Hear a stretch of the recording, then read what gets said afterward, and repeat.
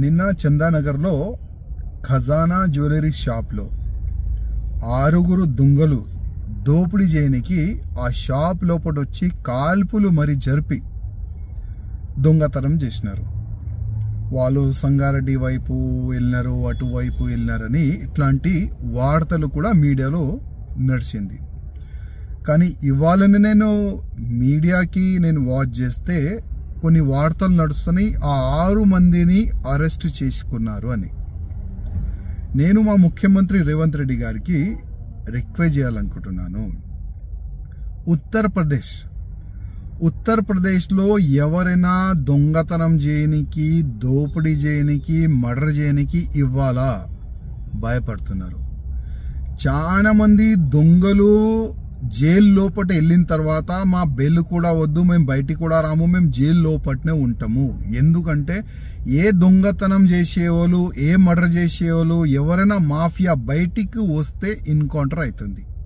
అంటే యోగి ఆదిత్యనాథ్ గారు ఆ విధంగా ఒక మంచి వాతావరణం ఉత్తరప్రదేశ్లో తయారు చేసి పెట్టుకున్నారు. రేవంత్ రెడ్డి గారు మీరు కూడా మన తెలంగాణ ప్రజలని కాపాడడానికి కొన్ని ఎన్కౌంటర్ మీరు కూడా చేపియాలి. ఇప్పుడు నిన్న ఆ ఖజానా జ్యువెలరీ షాప్లో దొంగతనం చేయనికి వచ్చిన తర్వాత వాళ్ళు కాల్పులు కూడా జరిపినారు. కొంతమందికి బుల్లెట్ కూడా తాగింది. ఆ షాప్లో పనిచేసే వాళ్ళకి, మేనేజర్కి.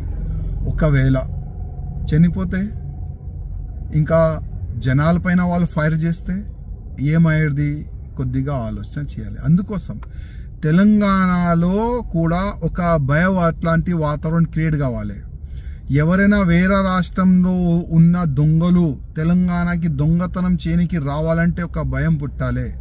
తెలంగాణలో దొంగతనం చేయనికి మనం పోతే అక్కడ ఎన్కౌంటర్ చేస్తారు పోలీసులు.